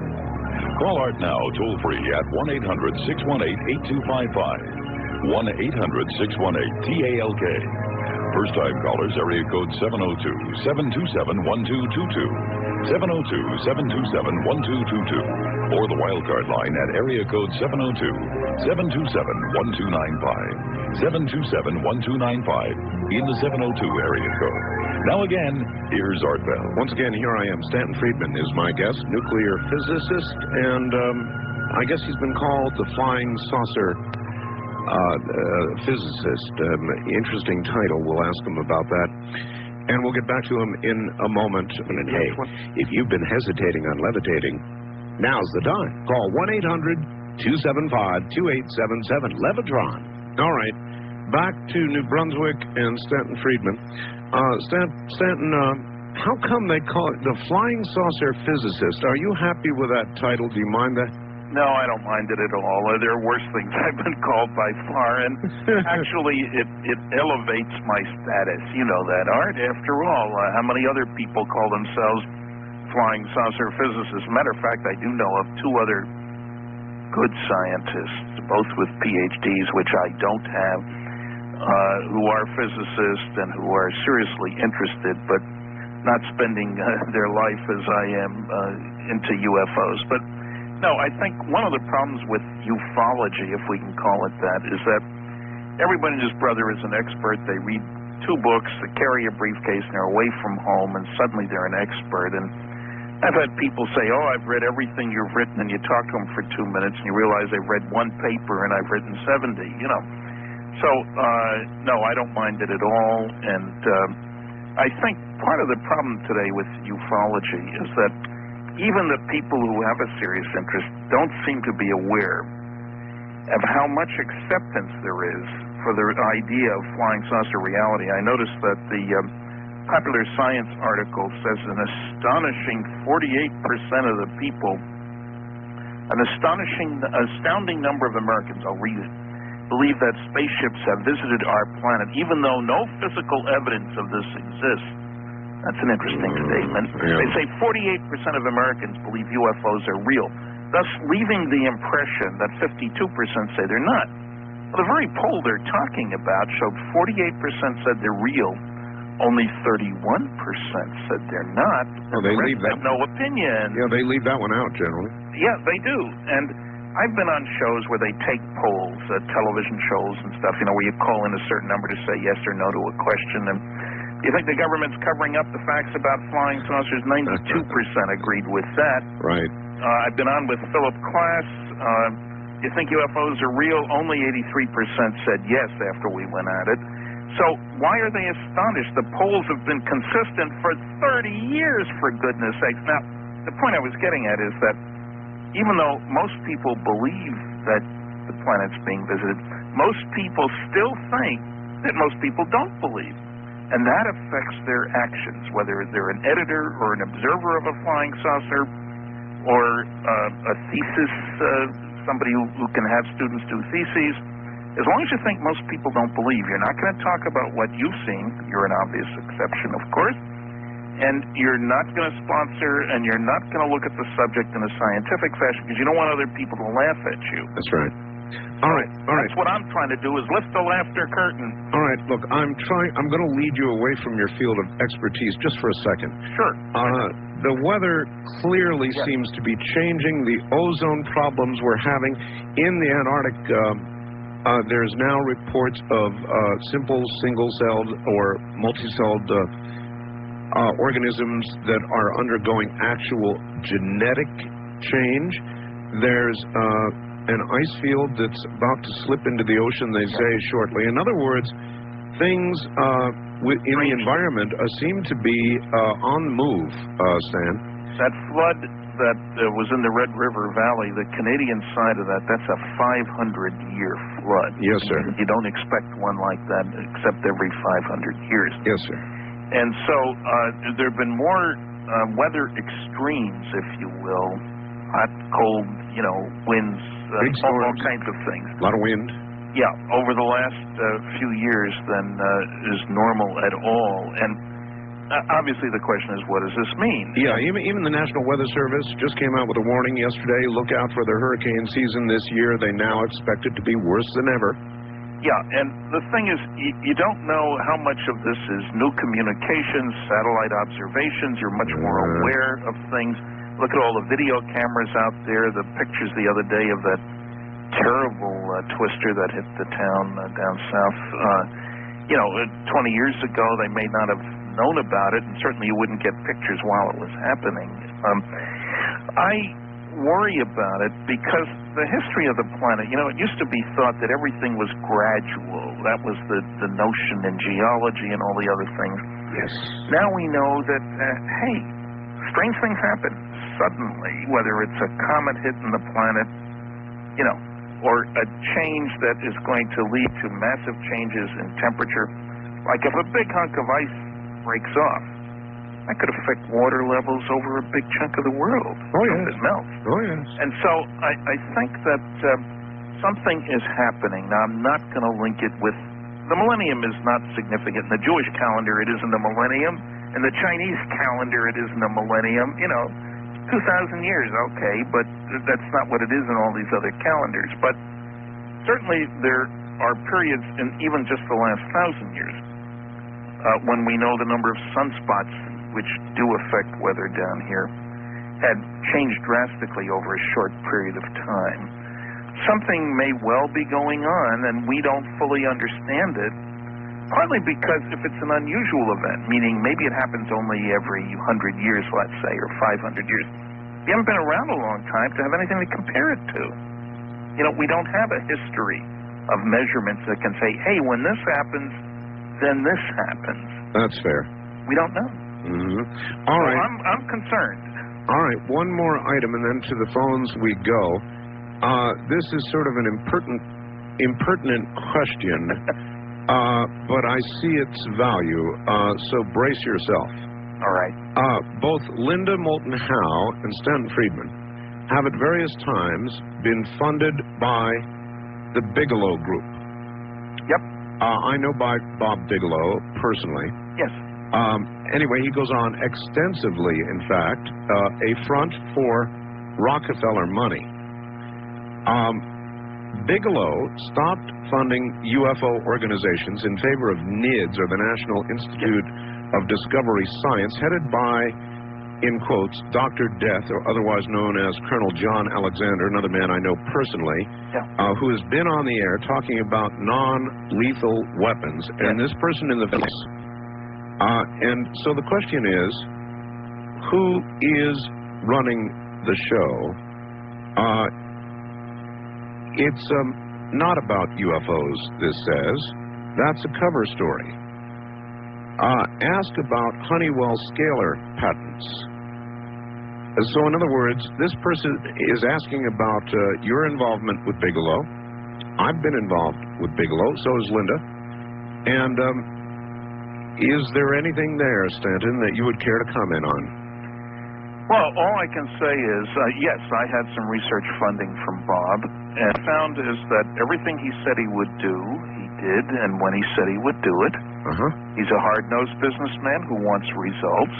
He doesn't want theoretical claptrap going on forever as a way to keep researchers occupied. Yes. And I can respect him for that. Remember, I worked in industry, not academia. I saw nothing sinister. He asked to be a fly on the wall, if you will, on some of my research trips as relating to Roswell. And he was, and he did not interfere. I did not feel pressure from him. I've been asked this question, some television program asked me about these things too. So what I found is, at least when I was dealing with him, Bob had strong interests in paranormal, as you know. I was on that Dreamland show when he first funded it. Yes. And I respect that interest. I was not surprised when he pulled the money from the conglomeration of the UFO groups, because I felt they were not respecting his interests, not recognizing that he wasn't interested in hobby pursuits. You know, Bob is exceptional in one way. The UFO groups don't believe in paying anybody for their time. They'll pay expenses. Awful hard to feed your family on expenses only. To be accurate, he funded a program called Area 2000 that preceded this one years ago. Okay, well, you've answered it, and so in other words, there's nothing... I've met John Alexander, incidentally. I don't know what to make of John, but I don't see anything sinister about non-lethal weapons. They're very attractive, if you can figure out how they work. Mr. Friedman, I just finished your book. The phones are coming, folks, in 1 second. Quote, Top Secret Magic.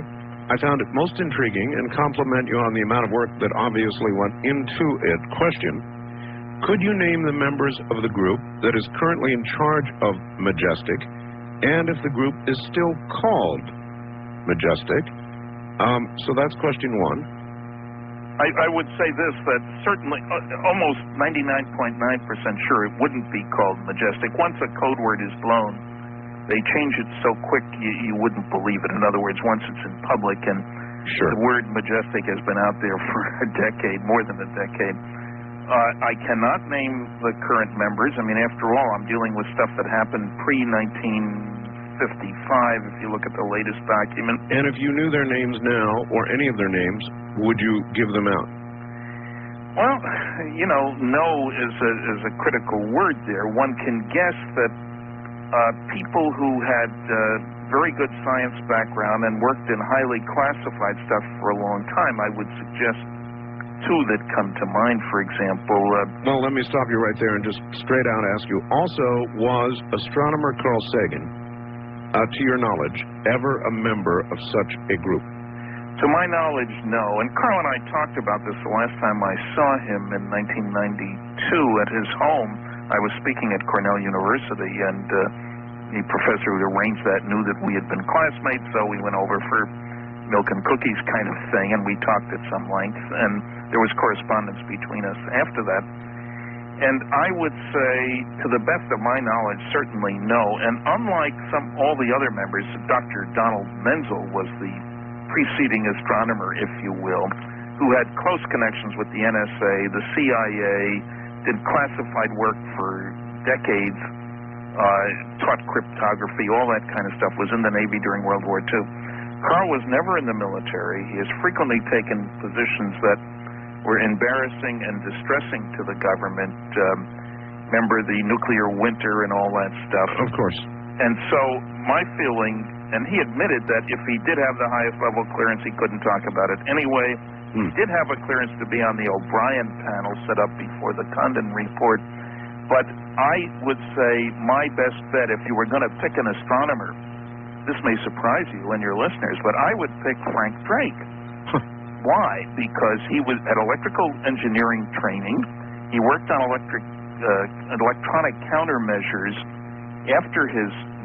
during his Navy service and before he got his PhD at Harvard, and was in the reserve for another 10 years. We know he had to have a high level of clearance to work on electronic countermeasures. All right.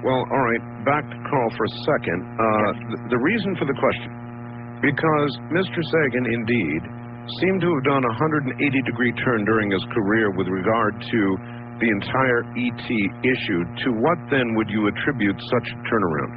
I don't think there was a turnaround. He's always maintained that there's life out there, that some of it's more advanced than we are. In his very early days in the 60s, he suggested there might have been a visit here during Sumerian times, once every 10,000 years. He's always been pro-ET and anti-UFO.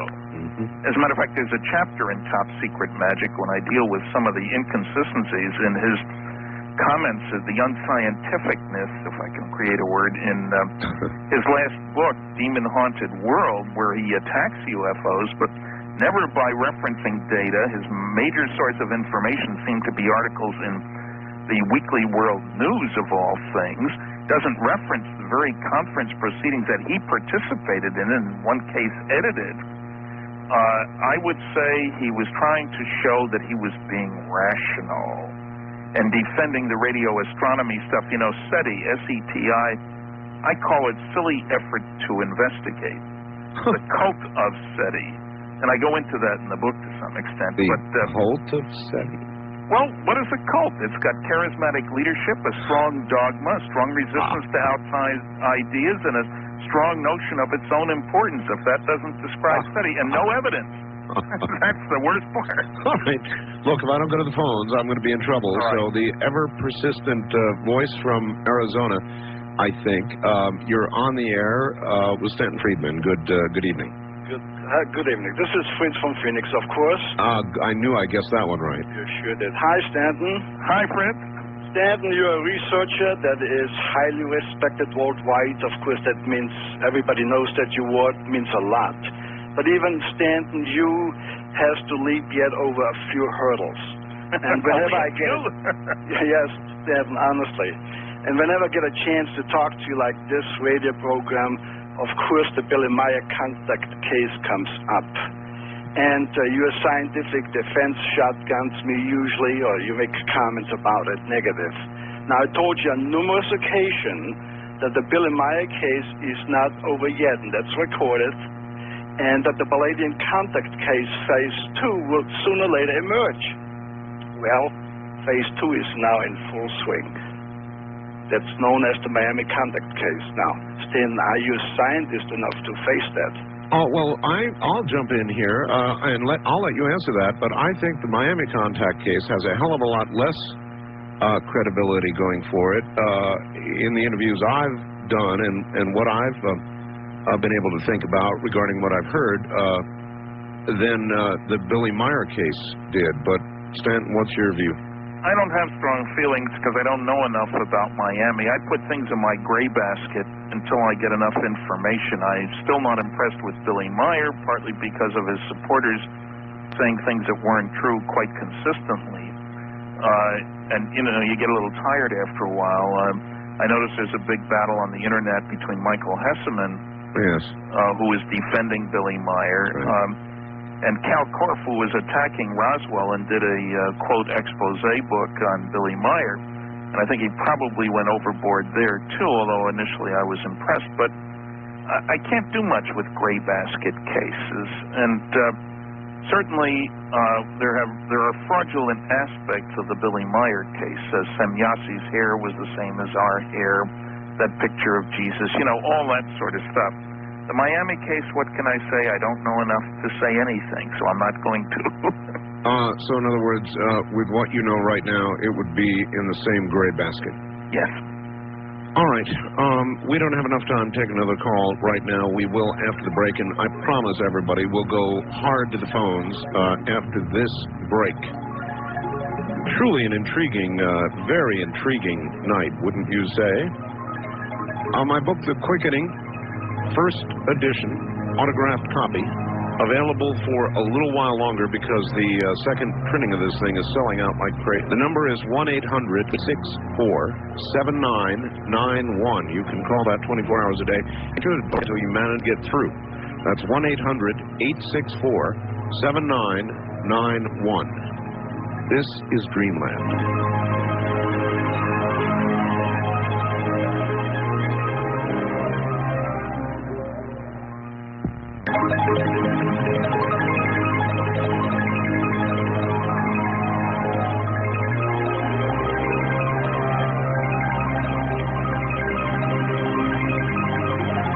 From the Kingdom of Nine, you're hearing Dreamland with Art Bell. To participate in the program, call toll-free 1-800-618-8255. 1-800-618-8255. First-time callers, area code 702-727-1222. Or the wildcard line at 702-727-1295. This is the CBC Radio Network. We are the ones. Now, in my humble opinion, and I've been doing these programs now for years, this is one of the best. If you would like an archive of it, you can get a copy by calling 1-800-917-4278. That's 1-800-917-4278. Back to Stanton in New Brunswick, Canada in a moment. Are you trading? America's trusted name in private hard assets. You don't have to be rich to own gold. Just smart, just smart.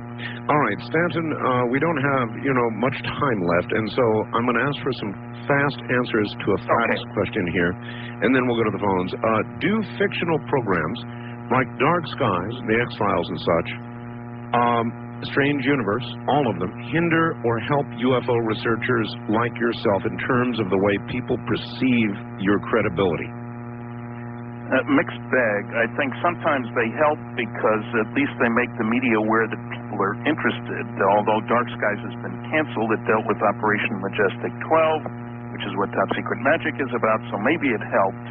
I would like to add that I know things you don't know about Dark Skies, and though it may appear canceled, and that's all I can say.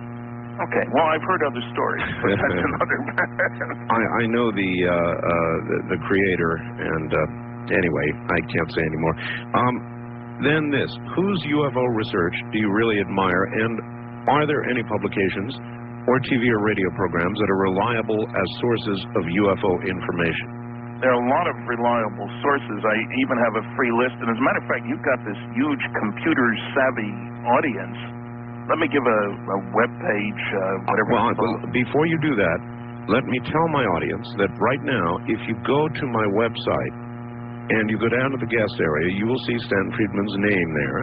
And if you click on that, you will automatically be taken to Stanton's new website, and I highly recommend you do that.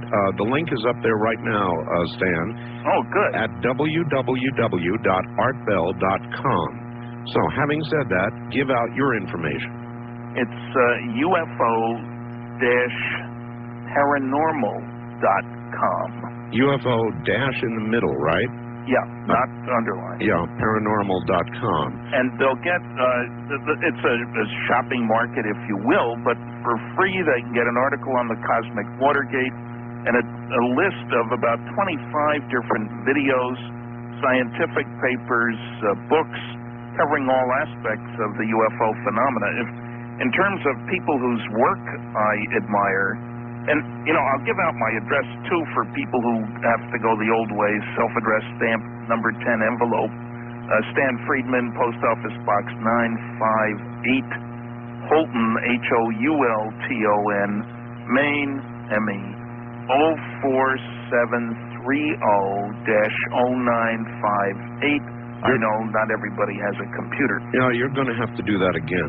Okay. People are not that fast. All right. It's Stan Friedman, and a self-addressed stamp, number 10 envelope. You'll get a free list of papers and an article on the Cosmic Watergate. Post Office Box 958, Houlton, Houlton, Maine, ME, 04730-0958. I live in New Brunswick. Houlton's on the border between New Brunswick and Maine. I know I confuse people. He's in New Brunswick. Well, Post Office Box is in Maine to make it easy for Americans who are most of your audience. Actually, now that's somewhat changed, Stan. We have a line of 50,000 waters almost covering all of Canada. Great. And one last, and this is a big one, make it a fast answer if you can. Why is there so damn much conflict among UFO researchers? I think part of it is stimulated by the government. Disinformation always follows when good information has leaked out. There's also who's king of the hill. But as I said earlier, I spoke with Kevin Randall today. We agreed about a whole bunch of things. There wasn't any bad words between us at all. What's important here is the reality in Roswell's case of Roswell, not the trivial details that we differ on. So some of us, at least, are trying to change that. The enemy is the Air Force, you know what I mean? All right, back to the phones. East of the Rockies, you're on the air with Stanton Friedman. Hello, where are you, please? I'm in New York. In New York, all right. Hi, Stanton. Hi. How you doing? I have a question. Sure. Have you been keeping up on what Dr. Greer has been doing? I've been following through the internet and stuff. I've seen summaries of his work. I have very mixed feelings, partly because somebody else, not Dr. Greer, released the names of some of the people who provided information to this group of congressional representatives in Washington, and that was definitely a no-no. That people who were to participate were assured that their names wouldn't get out unless there was an amnesty kind of thing. I think he makes claims that on some cases cannot be substantiated by any evidence. He seems to be strongly against the typical abduction scenario, but without really giving any indication he's investigated it. So it's a mixed bag. And I think he used to be at least very naive about how security works. I mean, get somebody who's got friends to get their friends who have clearances to open up. Well, that's not the way it works. So, in opposition to the abduction research, but at the same time has led groups trying to call UFOs down? Yeah, he's trying to make contact. I think he wants to be Earth's first representative to the aliens, but That's foreign affairs, and the government has laws against doing that, frankly. Well, at least maybe he'd finally get the hearings he wanted, huh? All right, caller, anything else? Nope, that's all. All right, thank you very much, and take care. West of the Rockies, you are on the air with Stanton Friedman. Good evening or morning or whatever. Hello, Art. Hi. Thank you very much. Sure, where are you? Call. Bill in Portland. Yes, sir. I wanted to comment about an hour ago when you were talking about no such agency. While I was in the military, excuse me, Mr. Friedman, I enjoy your insightful information. Thank you. And yes, you do have another intriguing show, Art. But while I was in the military, I was stationed on temporary duty at Fort George G. Meade, Maryland, the National Security Agency. The Puzzle Palace. Right. And it is that you only get to find out what you need to know, and even though I was in communications intelligence, I had very limited access to any information there. The Puzzle Palace is so much of a puzzle that when I went out for lunch one afternoon and came back in through a side door, the floors didn't line up and I didn't know where I was. I had to go back out the side and come back in the other end where I was. Do you have information, caller, that would bear on anything we've been discussing that you can or cannot talk about? No, Art, I don't. I do know, because this was such a long time ago and things have changed an awful lot, including the computer systems that are there and what we had when I was there. When I was overseas, I do know that within minutes of a rocket launch at Tartam missile range in Russia, we got an emergency notification. I'm sure all the bases around the world received that just to let us know what had happened. So we were very much on top of anything that happened. So if it's reasonable to conclude, which it is, I guess, that we could do that then, imagine what we can do now. Exactly. All right, well, thank you very much, and I'm sure he's right, Stan. Oh, yes, no question about it. I've heard from other former NSA people. All right. First-time caller line, you're on the air with Stanton Friedman in New Brunswick. Hello. Hi, this is Bill calling from Willock, Ohio, east of Cleveland. Yes, sir. And I guess this question is more of a historical reference type than more current, but I've just been reading microfilm articles out of the Cleveland Public Library over the past few years, and I stumbled on something after looking for actually another subject matter, but it had to do with President Truman and his waiting on a airport runway while his mother was dying on September 25th, 1947, while he was waiting to sign papers that actually turned out to be the formation of the National Security Act with James Forrestal becoming the first Secretary of Defense after a year and a half of haggling. I don't know if you ever found any information in looking this up, but that was such a profound point to me that he would interrupt, and he never got to his mother's deathbed because of the fact that he delayed waiting for the papers to be corrected so he could sign all that in the act after all those months of haggling. It always struck me that the type of guy that he would have said, the hell with it, we'll wait for it till I get back after my mother's death and we'll take care of this thing. But that and then the CIA being formed within all a 3-week period after that first week in July, it just astounds me. Well, it was a very busy time. It's also the date of one of the establishment of Operation Majestic 12. I go into that in Top Secret Magic, and it was an action-packed week of stuff right on the 25th of September. The whole government got changed. The Air Force became a separate body, not just the CIA, being converted from the old Central Intelligence Group. Forrestal actually took his oath a couple days early.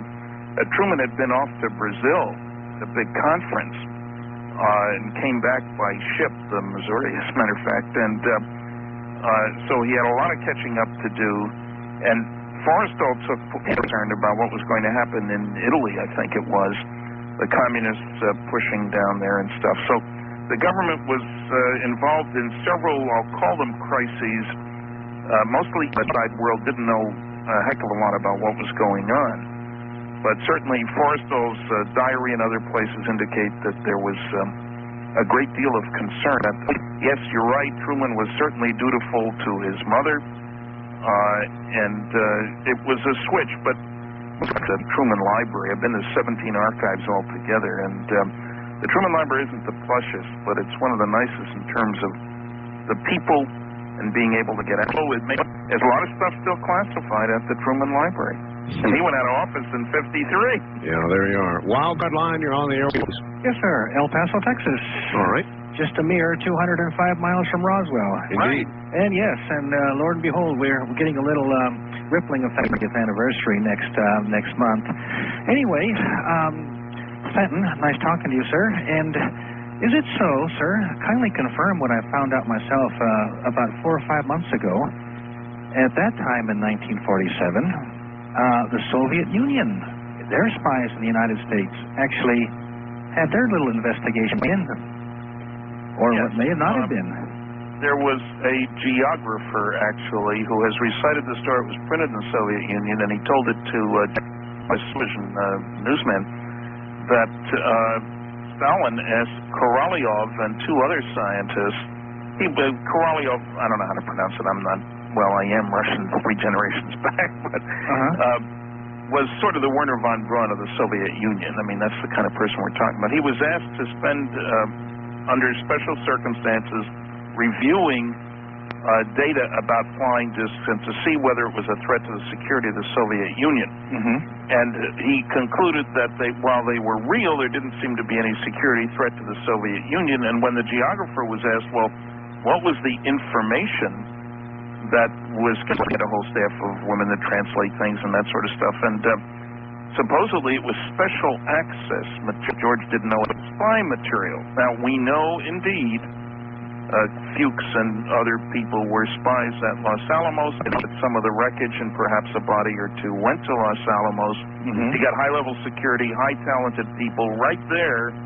That's what you'd use, in other words. Apparently knew more about Roswell than the American people did at the time it happened, which I find kind of hilarious. Figures.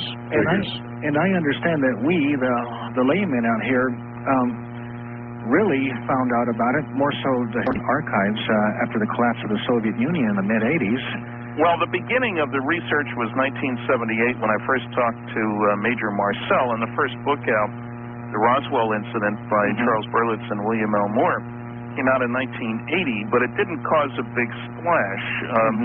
The media noise certainly has been much more recent. The TV movie Independence Day, and which only, I think somebody said it cleared $700 million bucks, grossed $700 million all over the world. That's right. A lot of people saw it. You bet. So yeah, there was nothing between basically July 9th. The big story came out July 8th. It was in evening papers from Chicago West. The cover-up story came out the next morning. And until I got involved 31 years later, just by being in the right place at a television station, being referred to Major Marcel by somebody who'd known him, ham radio operators, if it hadn't been for that, there wouldn't be any big celebration next month, and we wouldn't be talking about this at all. All right, east of the Rockies, you're on the air with Stanton Friedman. Where are you calling from, please? I'm calling from Port View, Pennsylvania. Yes, sir. Yes, my name is Fred, and Art, I've talked to you last time when Joyce Riley was on. Yes. And we talked by the way, look for her to be on again next week. Oh, great. And I was the one that discussed nerve agents in Laos and Cambodia. Yes, sir. Sawdust. And I'd like to discuss with Stanton an item that happened to me. I've had 4 separate encounters.